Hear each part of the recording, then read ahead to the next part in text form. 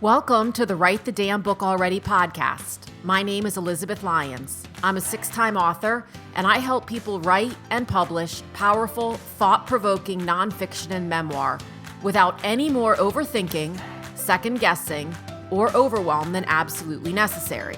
Because let's face it, some overthinking, second-guessing, and overwhelm is going to come with the territory if you're anything like me.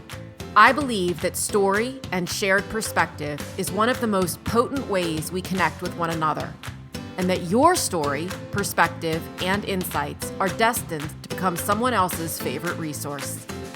For more book writing, publishing, and how the heck do I move through this glitch tips and solutions, and plenty of free and low-cost resources, visit publishaprofitablebook.com. And for recommendations of fabulous books you've possibly never heard of, book writing inspiration, and the occasional meme so relatable you'll wonder if it was created with you in mind, follow me on Instagram at Elizabeth Lyons Author. Hi, everybody, and welcome to this next episode of Write the Damn Book Already. I promised it somewhat recently, and I got to it sooner than expected. Another interview with the fabulous Neely Tubati-Alexander, author of Love Buzz, which was her debut novel, came out in May of this year. She had this great idea a couple of weeks ago to do a podcast on the process of drafting to deal. In other words, how do you go from having an idea about a book that you want to write to actually drafting it, to querying it, to proposing it, to getting a deal, working with an agent? How do all of those things happen? And specifically for this episode, we're talking about the fiction world. There are a lot of things that cross over between the fiction and the nonfiction world when it comes to securing an agent and writing a query letter. And there are also some differences, but Neely's experience in this is in the fiction realm. So that's really what we stuck to. So if you are an author or an aspiring author who is greatly wondering what in God's name is the actual path from idea to getting a publishing deal. And if you'd like someone who's recently gone through it and continues to go through it, Neely had a 2-book deal with HarperPerennial. She's working on her 3rd right now, which will go out on submission soon. She's such a great resource in terms of really being transparent about how the process unfolds, what she expected, what she learned along the way, and what she'd do differently and is doing differently going forward. So it's a great listen and full of great information. And all of Neely's information, a link to her book, to her website, to her social media handles, is in the show notes so that you can go ahead and follow her and keep seeing how she's doing such a remarkable job continuing to keep the momentum going on her current book while she waits on book 2 to come out and continues writing book 3. All right. Let's get into the interview. So you had this fabulous idea like 2 weeks ago about doing a podcast on the process of, and I made this up, so if you think it sucks, just tell me, draft to deal, from draft to deal. Like, I like that. From, right? Drafting to actually getting the publishing deal. So all the little steps in between. And I said, great idea. Because I don't know if I ever told you that I did have an agent once. Did I tell you that? You did. Okay. But it was so long ago. I mean, and so the process has changed and it was nonfiction, whereas your experience is with fiction. So let's just lay it out there because you had said, this is something I really wanted or would have loved to have had when I was doing this is like, what the heck are all the steps? Yeah. And if there's one thing I think we all can agree on is that there's a lack of transparency in the publishing space and in the publishing industry and how it works. And that doesn't go away, by the way, once you sign a contract, right? You still live in this world of not really knowing what's happening. And people will ask you about your book sales and you're like, I don't actually know the answer to that, right? I mean, there's just, it's ongoing throughout this industry and it's just something that's always existed and that we sort of just accept as part of the publishing world. But there's so many things that had I known, at least for myself, right? Had I known when I was going through the process, it would have been so much less clunky. It would have been so much easier. Not easier in the sense of getting a deal or getting the agent, right? But easier in terms of the process and the workload for myself. And that you're not just sort of shooting blanks into the dark, hoping something sticks, but that you actually have an idea of, okay, here, there is sort of a best way to go about this. And, there is sort of this tried and true method, but that it's so hard to come by and kind of understand what it actually looks like. Well, and you'll get different answers from different people, all of whom may be giving you their truth.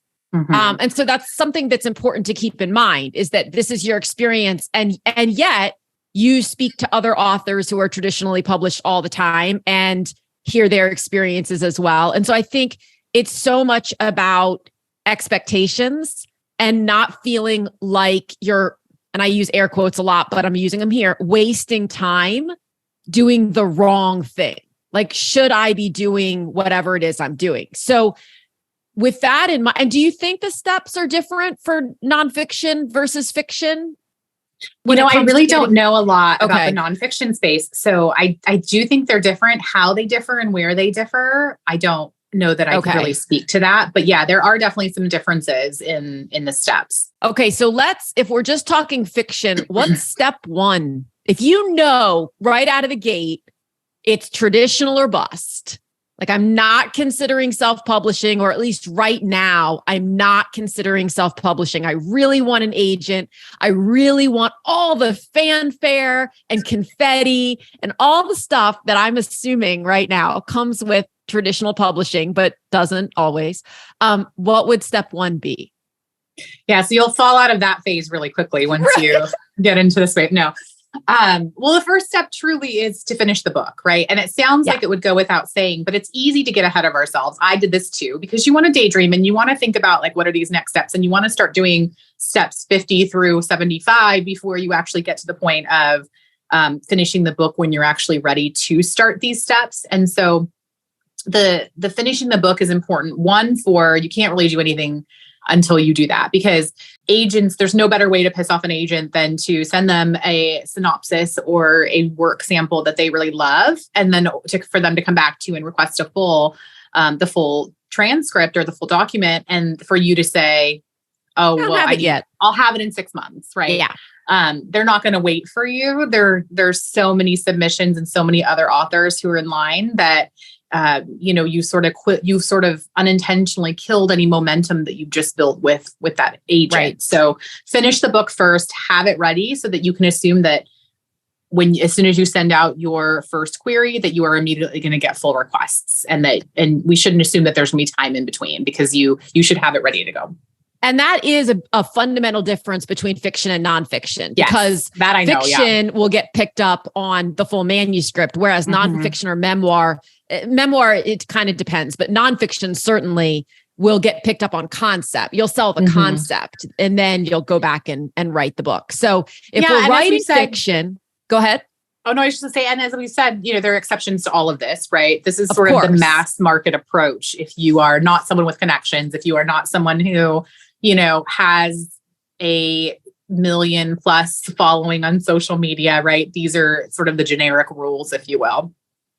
Great point. Okay. So if we're writing fiction, then get the whole thing written first. Now, when you get the whole thing written, because I know you've done this both ways, do you recommend having it edited in whole or in part, or, full development, just copy what?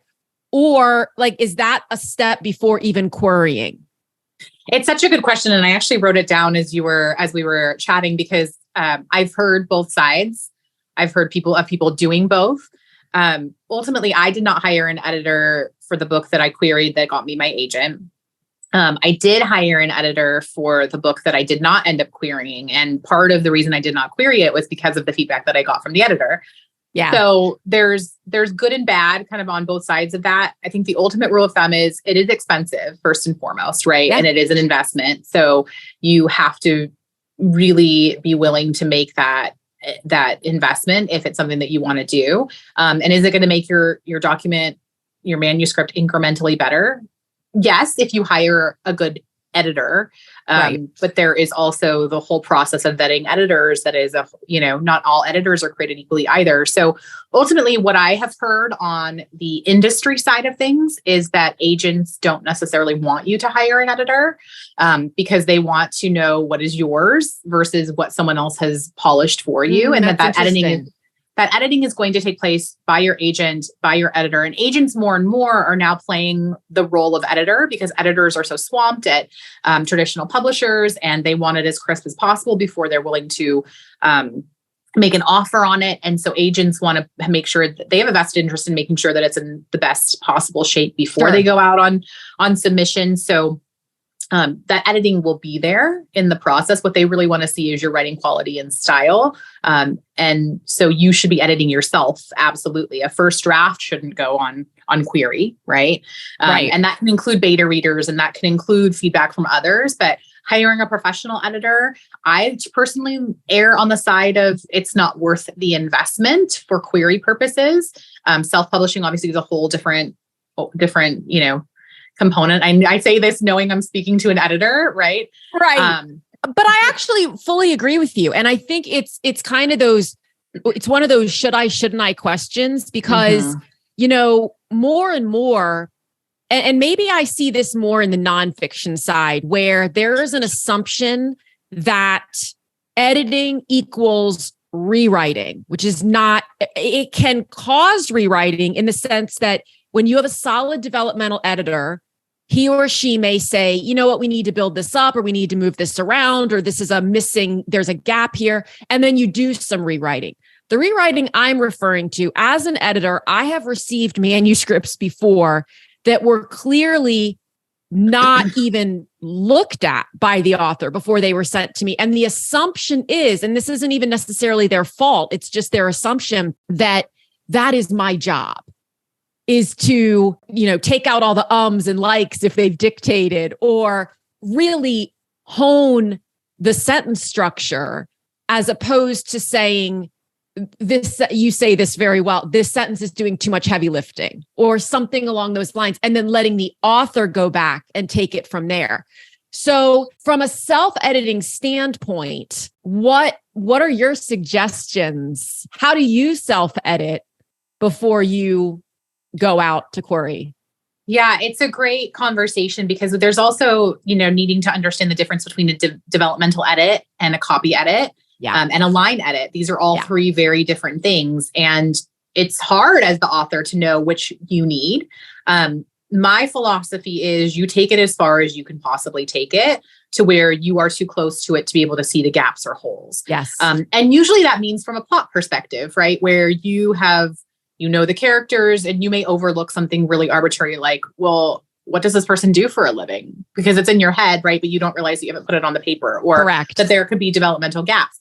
Beta readers are great for that. And oftentimes you can find beta readers that you're not paying for. Be careful. Mm-hmm. Obviously they need to be vetted just like any other, partner in this process. But beta readers are great for that, who can supplement a, potential developmental edit. But you're going to get that developmental edit if and when you sign with an agent and get a publishing deal. And from a copy edit perspective, these are absolutely things that we can do ourselves as authors, right? Oh, yeah. As you go through using Grammarly, using spell check, doing word searches for words that you can find that you use too often, because we all have way too often. Yes. We all have those words that, and I saw you had posted about this the other day about your words, right? We all have our words that we use. And there are common words that are consistently used all the time. So, and you can find those pretty easily just through a Google search, right? So these are the types of copy edits. Those are things I would put into the copy edit bucket, but those are the types of copy edits that you can and absolutely should be doing. Agents are willing to look past things when they're reading a query, like, okay, there's a little bit of a plot hole here. This is something I can easily provide feedback on, versus this person didn't take the time to send me the most polished version of this document that they could. And I think that's where there might be a little bit of misconception, just based on what you're saying, in terms of what they're looking for and what they're willing to overlook and what they're not. And even when an author sends an editor, like when I'm editing, what I tell people, they'll say, well, how do I know when I'm ready for an edit?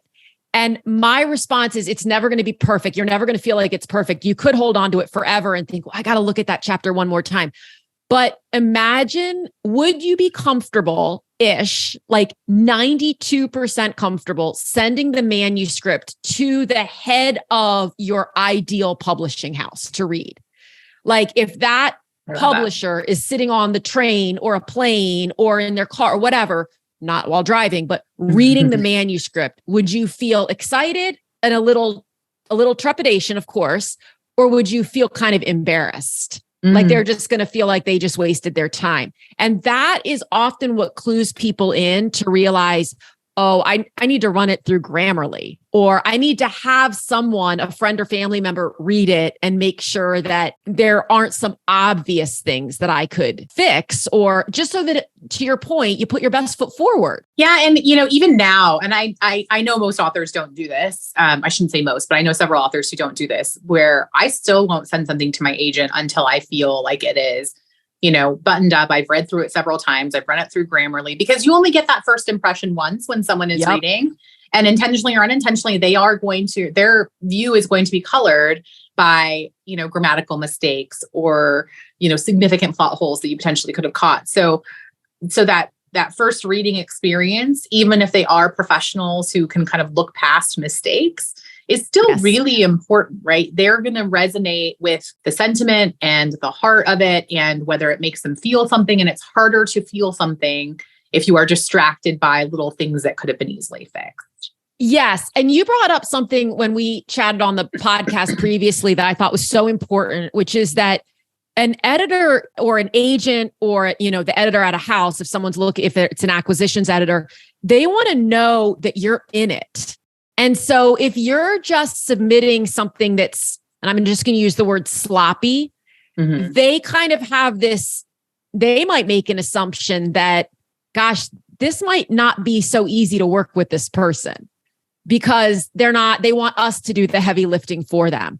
We want, when I say we, I'm speaking as an editor, someone who has put all of themselves into it and is willing to work with the agent or the editor or whomever to take it to the next level. Yeah. And I think that's part of the reason that agents will sometimes request to revise and resubmit, which we'll talk about when we get through into the process a little bit deeper. But, it is an opportunity, yes, to fix some of the key things that they see as issues in the document, but it's also an opportunity for them to see how well you take feedback. How precious are you about your work? Are you willing to make changes? Yeah. Are you willing to make changes, right? It's a test. If you're going to work with this person for a majority of your career, potentially, hopefully, they want to know that you are someone they want to work with, and they can work with, and they can provide feedback to, that is going to take it and use it, right? So, it's an important component. Okay. So once we get past the editing and someone feels, 92% comfortable that they're ready to go out and try to secure agent representation, what's next? Yeah. So the next thing I would say is know your genre, your comps, and your hook, and write a synopsis. And this one is tricky, because I think, at least for me, there was this misconception of, well, I'll leave that to the experts, right? Like, I'll let the marketing team and the publicist and my agent, they're the experts, right? They're the ones who do this all day long. They are the ones who will know kind of all of this stuff. I'm just here to write my book. And to an extent that is true, but ultimately you more than anyone need to know where your book fits, what the comps are, what the hook is, how to pitch it, how to sell it. You're going to do it all day long, in many different forums and many different platforms. And perhaps most importantly, you need to be able to advocate for yourself if and when you do find yourself in situations where you don't creatively agree with your team. So this is important for kind of all the way down the road, but it's also equally important for when you're querying, because an agent wants to know that you have a clear vision and understanding of not only your book, but of the industry and the space and the market as a whole. Right. Because that is valuable, important knowledge. They also want to know how they're going to sell it. So an agent can love a book, they can love an idea for a book, but if they don't know how they're going to pitch it and how they're going to sell it to an editor at a publishing house, then they may have reservation about acquiring it. And I received some of this feedback as well when I was querying, which was, I really loved this, but I just don't know how I'm going to pitch this to an editor. And at first I thought, well, that was just a creative way of, turning you down or giving you some level of, hopefulness. But ultimately what I've learned is that it's very true. Love Buzz, my first novel, it sits in between the shelves of women's fiction and romance. And some agents shied away from it as a result of that because they didn't see a clear direction for where this book was going to go, how I'm going to market it, where it sits on the shelf. And that can be concerning. The other thing I would say about this is from a comp perspective, I also had this, so I feel like other people will too, which is, gosh, I don't want to have comps because my book is unique and different and it's nothing else like it exists. And the truth is that's not true, right? Nothing is truly a unique idea. And two, comps are not hurtful. They are helpful. They are so, so helpful because if you can say my book is this meets this in a very clear, understanding and that someone can take away and go, oh yes, that sounds awesome. I know exactly what that means. And I know exactly what that looks like and where it fits. That is fantastic. Right. And it is exactly. Did you know what, that, or do you find that people know that before or while they're writing, or is it something that comes after? So I didn't know this and really understand. So when we're talking about genre, comps, hook, I don't think I really had any of that down until after my book was kind of in the production process. Meaning I had gone through full editorial with my editor at HarperCollins, and we were now kind of in production of like cover and back copy and, things like that. It is hard to focus in on and understand, but it shows a really deep understanding of, again, not only the book, but the marketing of business, the marketing aspect of this business, which, as a writer, do you want to have to get deeply involved in some of that stuff? I don't, but you kind of have to, right? Because you have to advocate for your book. So one thing I would do differently would be to know these things and have had them figured out a lot earlier in the process. How early? Like when you're actually writing? Well, I would call it step 2 right after you finish the book, because these are things that you're going to need for querying. Yeah. That's what I'm wondering is it kind of almost like a reverse figure it out? In other words, you write the book you want to write, and then after it's written, you can go back and say, okay, so what this has become is such and such meets such and such. Like this book meets this book, or this character meets this genre meets that genre, which I know is a terrible way to do it because trying to promote cross genre or genre bending is not an easy thing to do. So maybe after is what I'm hearing you say. Well, I think there are people who can do it before. If you are someone who outlines really heavily and knows exactly the direction that the book is going to go and, don't veer from that outline, that's not me. So I wouldn't be able to do it until after, because that book would end up being completely different than what I intended it going into. But if you are someone who strongly outlines and sticks to your outline, then you could certainly figure that out before. For me, I have to see what the book actually turns into before I can figure those things out. And sometimes it comes halfway through and you define it and it stays the same. Sometimes, it'll evolve, but I would say that, so I'm drafting my 3rd book now, and it'll be going out on submission. So I'll be doing this all over again for the first time since, getting my first deal, because that was a 2-book deal. And, my agent and I really have to think about like, what are the comps? How is it going to be pitched? So that has been in my head a lot earlier this time around than it ever has been before. So when it comes time to actually write the query, what are your best lessons learned, or what would you not do again? Just in terms of learning how to write an effective query, because these agents are getting bombarded with queries. Yeah. So you've really got to stand out. And one, I hear it as a complaint, but I don't think it's a fair complaint, because I think it's understandable if you're in the agent's shoes, is that people will send out queries and never hear back at all. And I think what people don't realize is that some of these agents are receiving thousands of queries a week, and literally, literally. And their ability to respond, even to just say, no, thank you, no, thank you. And if they did, by the way, they'd probably be criticized for being too brief and blunt and not giving any more information. As authors, we want to know, why did you say no? Right. But that's not always feasible. So what are your suggestions for just getting in the door with the agent and then handling that whole process? Yeah. So this book, I think, combines a couple of different steps. One is to research the agents, right? So make sure that you are querying the right agents. And you can do this in a number of ways. Query Tracker is an excellent tool. It is probably the most beneficial tool that I've come across in terms of being able to look at who agents represent, what type of genres they are requesting in, you can get so much information, what their request rate is, how fast they respond to queries. I mean, you can get a whole wealth of information from Query Tracker. I liked, when I was building my list, I liked looking in the acknowledgements of books that I loved, that I felt like fit what I was trying to do. And looking at who their agents were. Every author thinks their agent in their acknowledgements for the most part, right? So you can find their agent's name pretty quickly. And through their websites. Every agency has a website and a bio for every agent that works there for the most part. So you can get a sense for what they're looking for. Their manuscript wish list is likely on there too. So there's a lot of information out there where you can research who that list should be. So I think first and foremost, beyond the query, it is ensuring that you are querying the right agents. Yeah, for sure. And then researching their requirements for submission, because all of them are different, because it would be too easy if it was all streamlined. Some want the first 5 pages, some want the first 10 pages, some want the first 25 pages, all will want a query letter. Right. Some want a synopsis. Some want you to write what the hook is. Some will ask you questions. So it really, really can vary. In terms of the query letter, excuse me, the Shit No One Tells You About Writing is an excellent, excellent, excellent resource. Absolutely. I still listen to it well past the querying process because I just find it so interesting. But they do a Books with Hooks segment where they critique query letters to agents who are phenomenal agents who will critique query letters and kind of break it down.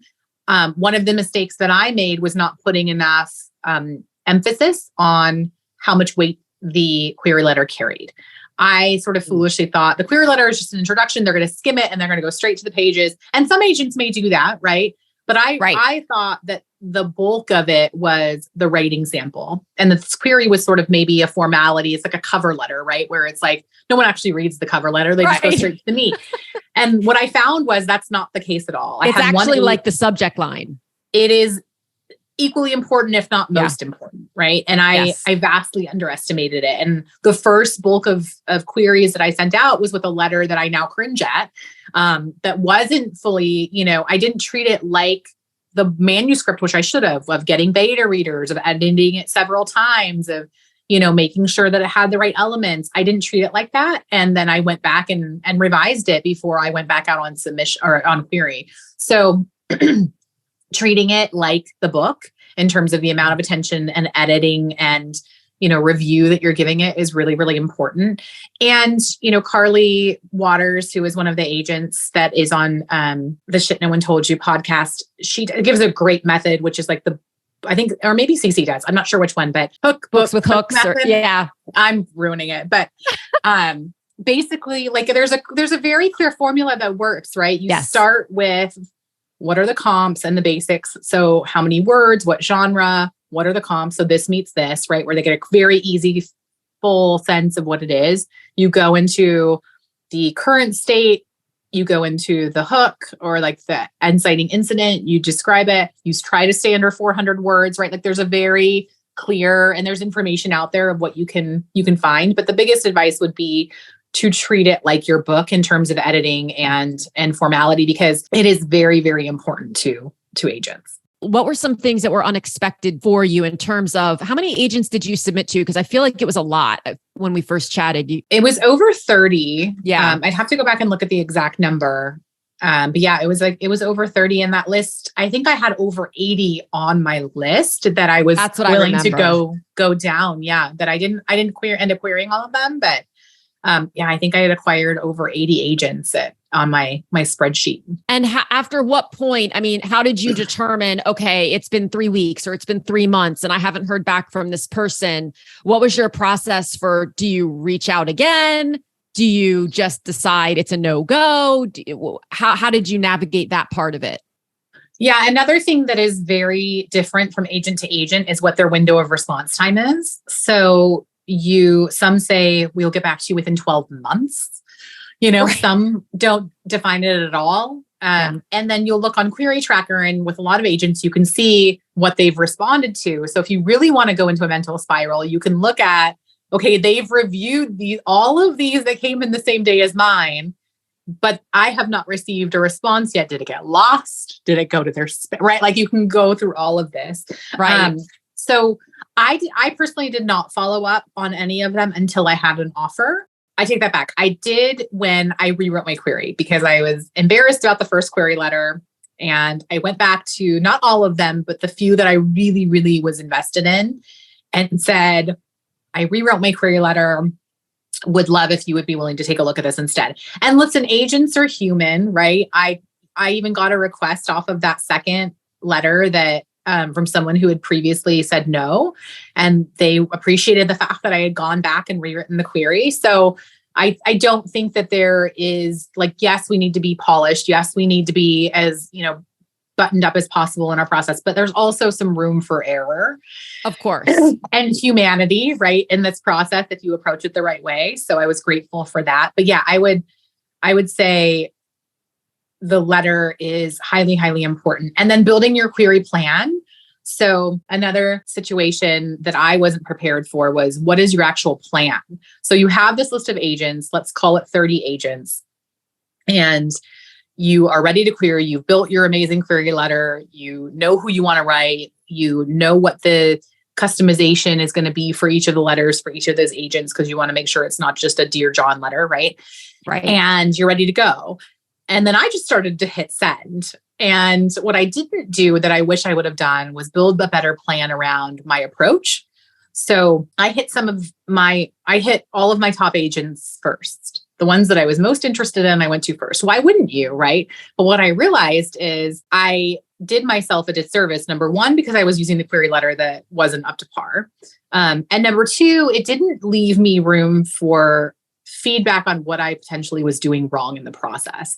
So there were a couple of agents along the way who were kind enough to give me some feedback on what they liked and maybe what they thought wasn't working. And once you start to see some trends, you can adjust or pivot, but you can't do that if you've sent all of your right, you've sent all of your best, the best agents or the agents that you think are best for you, you've sent it to them, and now there's no room to pivot or adjust. So I would suggest a combination and to send in small batches so that you have the room for feedback and to be able to adjust and pivot as you go. If you don't need it and you're immediately getting full requests from everyone that you send to, and everyone is saying this is the greatest thing since sliced bread, then you can rush and then go out and send out the rest of the queries that you are waiting on, right? But you'll get a sense for what the response is just based on those initial few rounds that you send out. And you'll get a sense for, okay, should I now send to these, top agents that I'm really interested in, or should I pull back and, scale back and really look again at my materials? Okay. So which part of the process do you want to talk about now? Like what I don't know. So you tell me what I don't know that I need to know when it comes to now you have an agent who's interested or. Yeah. So there are a couple of things that'll happen in the query process. One is a rejection, which, oftentimes more than not is a canned rejection. Sometimes they may give you some feedback, which are those glimmers of gold that you can just sort of hang on to and, use to your advantage when you get them, but most won't be. And, there's a lot of reasons for that, like you've already described. And then you may get a revise and resubmit, which I did, which is an agent basically saying, hey, I like this, but there are some key things that need to be adjusted here. So are you willing to make these adjustments and resubmit it to me? And again, that is also a test of how open and willing are you to make adjustments and receive feedback, et cetera, et cetera. Another thing that can happen kind of in that same space is that they will request a partial or a full. So if someone likes what they see from the initial submission, which is usually 25 pages or less, they'll request more pages because they want to read the rest of it. And they'll still potentially and likely reject you after requesting all of those. So they get your hopes up and then reject you, right? And then there's an offer. And so if you get an offer of representation, there is this sort of, again, unwritten rule, right? That you sort of have the opportunity to request 2 weeks and I'm saying 2 weeks because I've heard that as the standard. That's what I did. I'm sure that could vary a little bit, but to go back to anyone who has your full out or who has a partial out and tell them that you have an offer of representation from an agent and that you would request that they review by X date, that you're still very interested in working with them. And there's kind of a canned template for that too that you can use, right? And that's kind of where the fun begins, because then you have agents who maybe have been sitting on it because they have a full workload that they're trying to do, right, on top of this. And they then maybe will put some things down to look at it because they know that there's another agent who's interested. And this is where the power shift kind of and the dynamic shifts to you having the power. And it's a power that we don't often get in this process that you should leverage as an author. And it's an opportunity to be able to get as much interest as possible from other agents and for you to then have potentially a choice. And, it doesn't happen often, but how great if you find yourself in a position where you get a choice.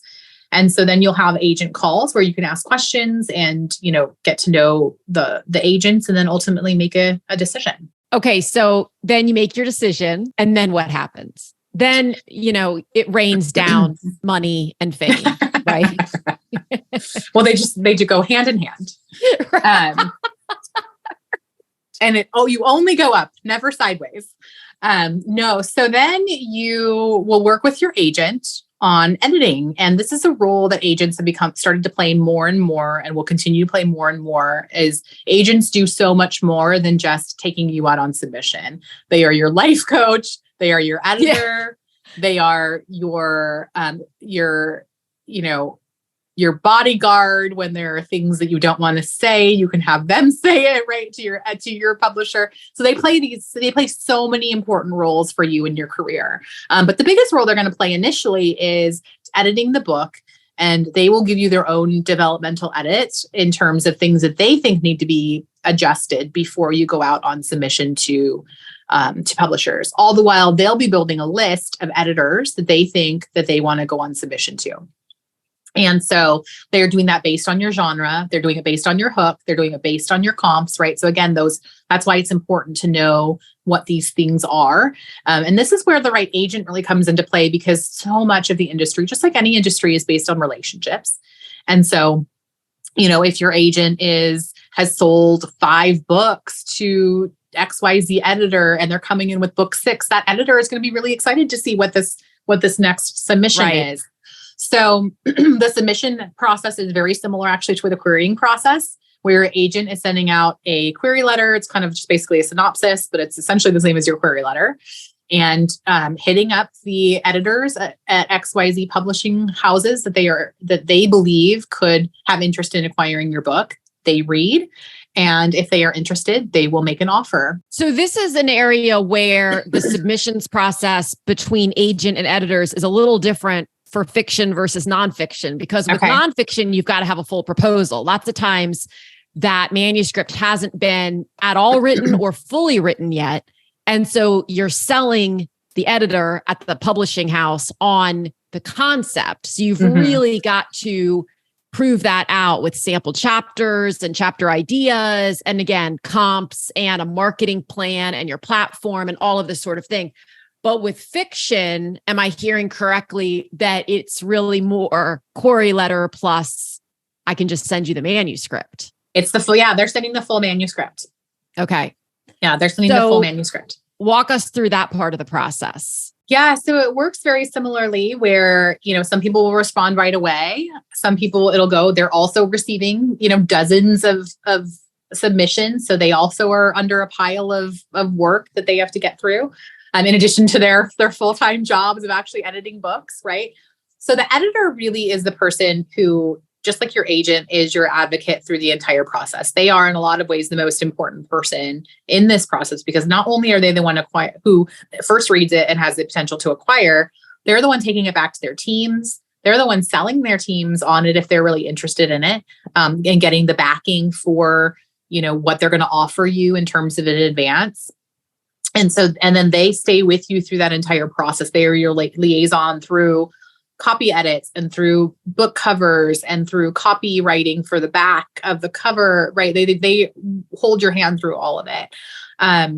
But they can offer, and they're going to go back to their team to determine what they can offer and what they want to offer you. And then offers, we were lucky enough to go to auction, which means that there are multiple houses that are interested in you. So it literally works like an auction where your agent says, okay, by X date, bring me your best and final offer, kind of like real estate, right? And then you review the offers. And you will typically receive an offer of an advance. Royalties and those types of things, especially at the big publishers, all kind of work the same, right? In terms of what percentage you receive and how those work. A couple of the pieces that are potentially negotiated are how many books are in a deal. So is it a 1-book deal? Is it a 2-book deal? One of the things that surprised me was how little you need to get a multi-book deal. That is when you don't have to have a full manuscript already completed, right? Because they've seen your work, they've seen your writing capability, et cetera. You could sell potentially a second book on a deal with just an idea. So similar to nonfiction, and they may throw in a second book deal to, sweeten the pot if there are multiple houses that are interested. So that is a negotiation option. The amount of money you receive for your advance is a negotiation option. So these are some of the areas in which you might see differences in what the offers are. For smaller presses, I don't know, if there's more flexibility in terms of royalty percentage and things like that. But for the big 5, they tend to all look very, very similar in structure, in contract structure. Did you feel the need to have an independent attorney review your contract, or did you trust your agent, on that? What is your recommendation on that sort of thing?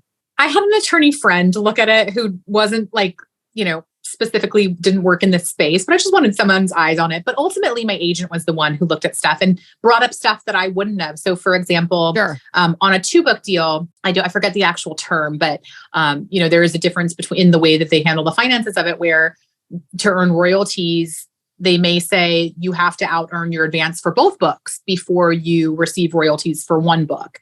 So my agent changed that, right? Where it was separated out by book. So there are things like that they may have that you would want to change, but your agent a good agent will, catch those things, advocate for them. But you always have to be, just like in any situation, right, your own biggest advocate in those situations. So how do you know if, because traditionally, pun intended, traditionally published authors don't know from day to day how many books are selling. So how do you know when you've earned out that advance? Yeah, it's a very bizarre lack of transparency component. And there's no other industry that I can think of where you as the creator don't know how something is selling, right? You do get quarterly statements, and you do have a portal that you can log into to see kind of what the book earnings are. Usually you have to wait a quarter to be able to see what those numbers look like. And it makes sense, right? Because you're pulling from Amazon, you're pulling from local bookstores, right? All of that takes time to pull up. But not to mention returns and all those sorts of things that have to filter through. Mm-hmm. Right. So you do have a variety of things that have to be pulled together. It's not quite as easy as, you click a button and everything is there. But yes, you will see that in royalty statements, and you will see when you start to out-earn your advance. And by the way, it's not a dollar to dollar ratio either, right? Because the publisher is earning more per book than you do as an author for royalties. So in a traditional world, and I'll just say this because again, I think the transparency is important. An author in a royalties capacity is receiving roughly $1 per book. And that's royalties. That's royalties, right? So that's after you've received an advance. So you've already received some money, and then you have to out-earn that advance to start earning royalties. And then it's roughly $1 per book. I don't know exactly what the publisher earns per book. I mean, there's other factors in terms of, how much did they spend on cover, and right. It's not an exact figure, and it ranges from book to book. So that number can vary. Let's call it between $5 and $10 per book. I don't even know if that's accurate. Right. But so they're earning more. So it's not if I earned a $10,000 advance, I need to sell 10,000 copies before I earn my royalties. It's more complicated than that.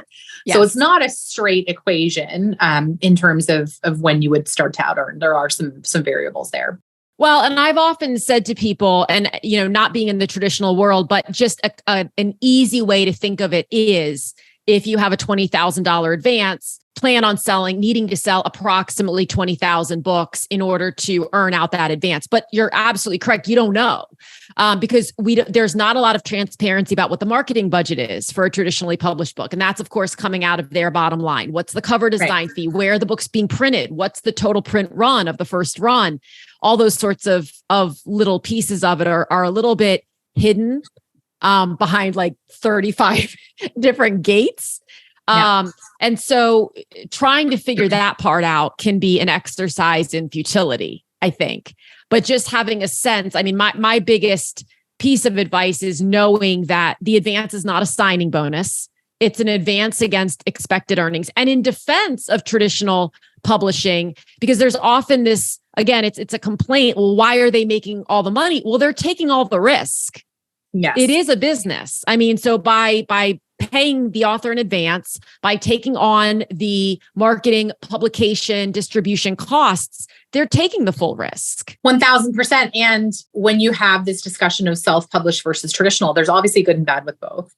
Sure. One of the things you're giving up when you go traditional is full control over things like title and cover design and copy and how it gets marketed, right? I mean, these are things that they take on.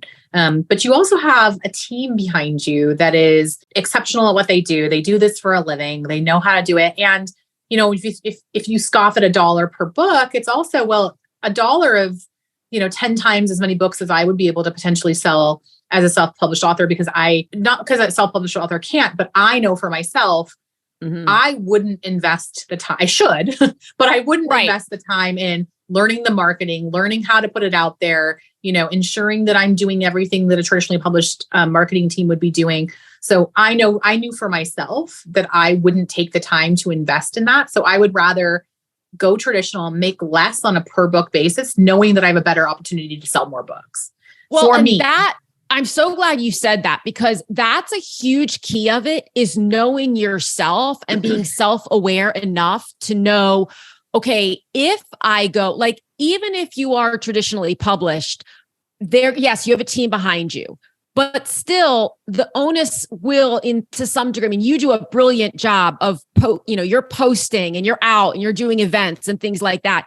If you were to just be hiding behind closed doors, never talking about Love Buzz, never sharing other people's stories that they've shared, et cetera, it would kind of die a quick death. I mean, can we agree on that? Like, it's not as though your traditional team is out on the sidewalk, right? Selling books or whatnot. In the self-publishing world or the hybrid publishing world, whichever, the onus falls 100% on the author or on a team that the author hires. So in many cases, right, authors, both traditionally and self-published, will hire a publicity team or a PR group or someone to help them do that, because to your point, they know themselves and they know that they either have way too busy of a lifestyle or just are really uncomfortable in that space. But either way, I don't like saying you have to do anything, because you don't have to do anything. But if you really want to sell books, it's important to find a way to get comfortable communicating, just building relationships about the fact that I'm an author and I wrote this book and here's what it's about and yada, yada. I mean, even in a lot of self-published authors or hybrid published authors take that approach because they love marketing. Mm-hmm. That's their forte. So they're thinking, man, if I can make $5, $6 a book, and to be clear, if your book retails for $14.95, if you're self or hybrid published, you are not making $14.95 unless you're selling it direct off your website, and then you've still got to subtract printing costs and shipping. So if you're averaging between $3 and we'll say $6 per printed book profit, but you believe that you can put in the time and energy. And once authors are published, they realize very quickly that it is a time investment. Is it 8 hours a day? No, but it's something.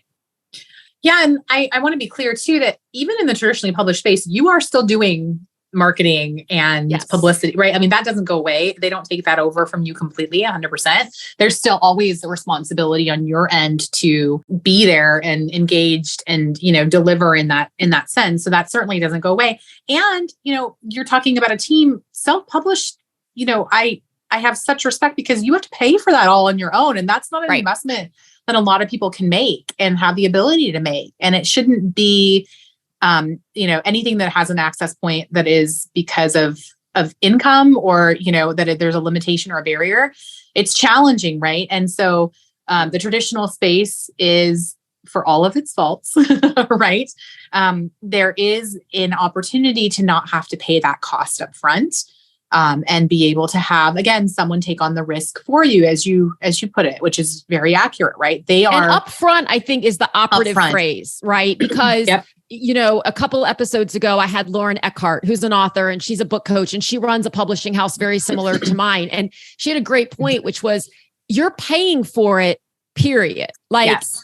it's just, are you going to pay for it on the front end and be willing to take more of the risk yourself and do more of the legwork yourself? Or are you choosing to possibly pay for it on the back end through giving your traditional house 90% of the royalties? Right. You know, So in some ways it's, six one way, half a dozen another. Oh my gosh, it is. Yeah. And that's why I say there's no wrong. I'm not anti anything when it comes to publishing, unless, well, there's one thing I'm anti, which we've talked about.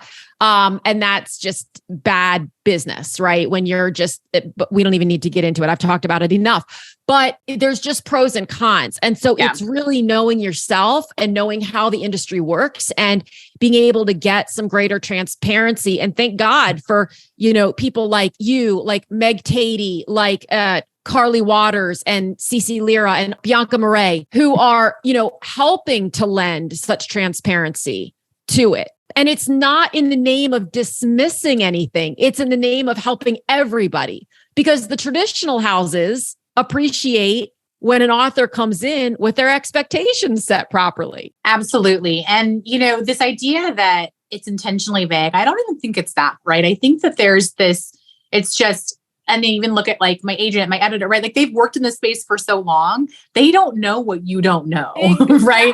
They take their knowledge as second nature because it's been so just, they've worked in this space and they've done this for so long that it's a real kind of awakening to look at someone who's a newbie coming in and being like, oh, wait, you don't know this. Or you don't exactly. You don't understand how this works. Yeah. No, I completely agree with you. I do not think it's intentionally vague at all.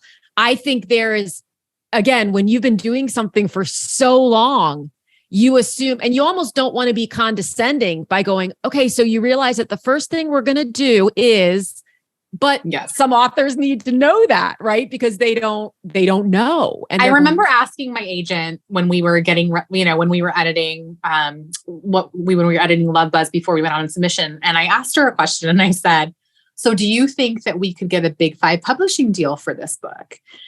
And she just kind of stopped and she went quiet for a minute and she goes, Neely, I wouldn't have offered you if I didn't think that's what we were going to get. And I just, to me, that was not a given, right? By any means, that was still this amazing thing if we could get it. And it is, right? But it was not a guarantee and it was not a given, but to her, it was a given. It was, well, I wouldn't have offered you, I wouldn't have signed you. Right. So there's conversations like that happen a lot where it's like, oh, okay, yeah. I get it. Closing thoughts. What are your biggest kind of, I don't want to say lessons learned. I am so tired of that phrase, but just things you didn't expect or biggest recommendations or anything else that you really want to put out there that you feel like isn't being talked about enough? Yeah, I would say, again, the query letter, highly important, and didn't put enough, time and effort into that initially. The way in which you query and having a query plan is really important. Don't kind of put all your eggs in that first bunch that go out, and have some reserves of people that you're really interested in too, and take the time to kind of reevaluate and assess. And I would say that, there are a lot of resources and people that are willing to answer questions. I've slid into people's DMs that are, other authors, people that I would like, okay, they're not going to respond, but I'll just, shoot them a note. And we've talked about this too. Both of us have done this, and having a little bit of gumption to be willing to do stuff like that. You'll be surprised by how many people are out there that are willing to help and support you. And just, it really is cliche, but it is a numbers game, and it is to keep going. We're very sensitive. I should say, I'm saying we, because I know I'm not the only one, right? We are very sensitive about our work, especially in the beginning, especially when you're first starting out, going out on query and having people read for the relative first times. And it's scary, and it's, it's hard to have people saying no, but it really isn't personal. And people say that, but it feels like a consolation statement when you're in it, but it really is true. And I can say that wholeheartedly now on the other side of it, because it is a situation where agents could love something and say no, because they just aren't the right agent for it, or they don't know how they're going to go on submission with it, or these are real situations. Or they're happen. repping another project that's so similar that it's almost a conflict of interest. Yeah. It's never as simple as either the book is good enough or it's not good enough. And we as authors, I think oftentimes go into, especially the querying process, thinking it's either good enough or it's not. And every rejection I get is telling me that it's not good enough, where in reality, there are 90 other things that could be leading to that rejection. And again, it sounded conciliatory when I heard that for the first time, but now seeing the other end of it, it really is true. Well, thank you. I'm going to link all of the resources we chatted about in the show notes, all of your links, of course, in the show notes. And I don't know what our next one's going to be. I feel like we're on some sort of if we do 3, I think maybe we should just start our own podcast. We'll come up with a good third one at some point. You're the best. Thank you. Thank you. Thank you so much for tuning in. If you enjoyed this episode, this is your friendly reminder to follow or subscribe, leave a quick review, and share it with someone you know has a great story or message, but isn't sure what to do next. Also, remember to check out publishaprofitablebook.com for book writing resources and tips, and to see all the ways we can work together to get your book out into the world. Again, thanks so much for listening, and I'll talk with you again soon.